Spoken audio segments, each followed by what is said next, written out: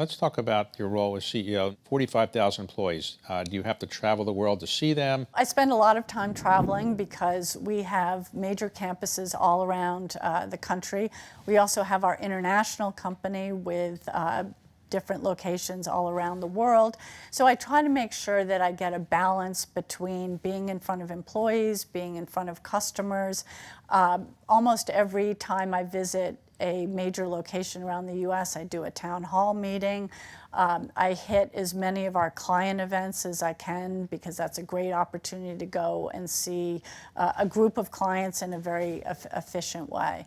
And you have a preference for flying commercial, you've told me.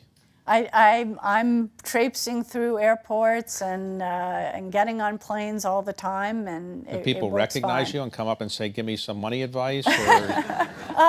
Usually the people who recognize me are employees. Okay. So if I'm in a city where we have a big base of employees, then I'm more likely to be recognized. Occasionally clients recognize me, but not general. Well, after the show, they certainly will recognize you. Yes, absolutely.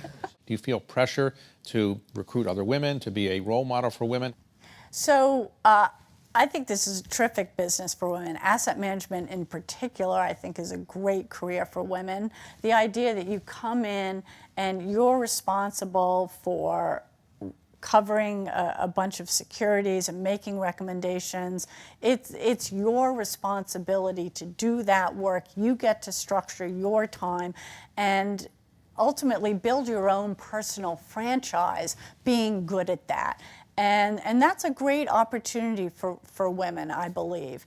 And in our organization, we have some very senior women in addition to myself. And we have a real need in our business right now to recruit more women, because when customers come into our branches, very often the first thing they say when we're trying to get them paired up with a rep is, "I'd like to work with a woman."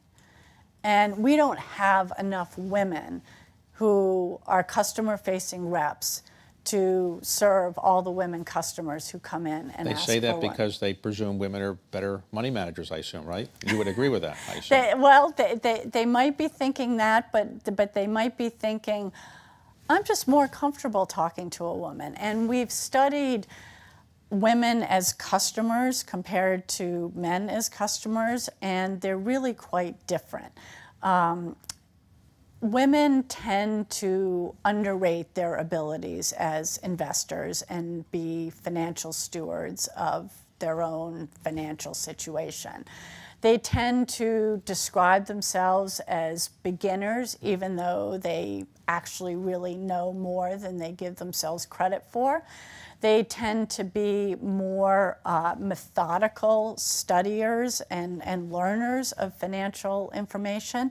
And very often they believe that a woman would be easier to talk to about something that is as personal and potentially complicated as their financial situation.